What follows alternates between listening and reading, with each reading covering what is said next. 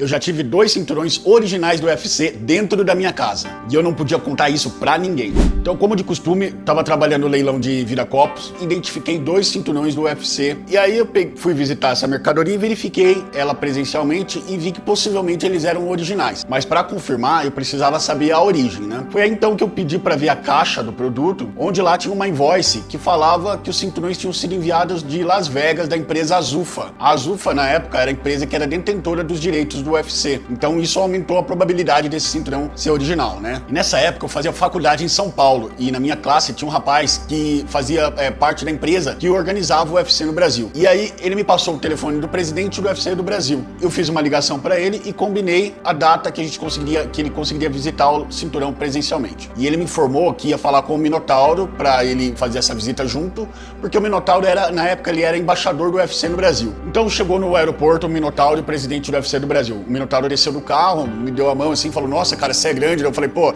se eu sou grande, você, né? O cara é uma lenda do MMA, né?" E eu dei mais algumas instruções para eles ali mesmo. Eu falei: "Olha, vamos olhar o cinturão e não vamos falar nada sobre se é original ou não lá dentro, porque as paredes têm ouvido, essa história pode vazar e a concorrência vai fazer com que a gente perca o negócio." Pois entramos no armazém, o Minotauro pediu para pesar o cinturão. O cinturão original ele tem que ter 5 kg, 250 gramas, ele é folhado a ouro cravejado com Swarovski. O peso bateu dos 2 cinturões e a gente confirmou que eram originais, tá? Saímos do armazém e começou a negociação. Consegui chegar num valor legal de arremate para os cinturões e nessa negociação eu ganhei 4 ingressos para assistir o UFC no Brasil. Conseguimos arrematar os cinturões no leilão, retirei esse cinturão e esse cinturão ficou quase uma semana na minha casa. Então eu assinei um termo de confidencialidade sobre essa situação, onde não poderia ser vazada essa aquisição dos cinturões. Mas muitos amigos meus iam em casa, pediam para ver os cinturões e tirar foto e eu não deixava, nem eu tenho foto com o cinturão e chegou o dia, eu fui entregar esses cinturões na casa do presidente do UFC do Brasil, em São Paulo. E um período dali, depois de alguns meses,